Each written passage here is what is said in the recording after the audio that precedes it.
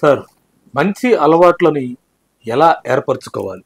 మీకున్న అలవాట్లన్నింటినీ ముందుగా మంచియా చెడ్డయ్యా అని విశ్లేషణ చేసుకునేదానికి ఒక చిన్న నోట్గా అన్ని అలవాట్లను రాసుకోండి. మీకున్న అలవాట్ల వల్ల మీరు పొందే లాభాలు, నష్టాలు, కష్టాలు గురించి ఆలోచించుకొని అది లాభమా నష్టమా అనేది గుర్తించండి.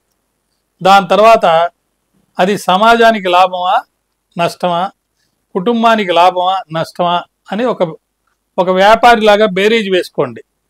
కాబట్టి మీరు రాసుకున్నటువంటి జాబితాలో మీ కళ్ళ ముందు మంచి అలవాట్లేయి చెడ్డ అలవాట్లేయని చూసుకుంటూ ఏదైనా చెడ్డ అలవాటు ఉంటే దాన్ని వదులుకునేదాకా అక్కడ రాసి పెట్టుకొని వదులుకున్న తర్వాత దాన్ని కొట్టేయండి.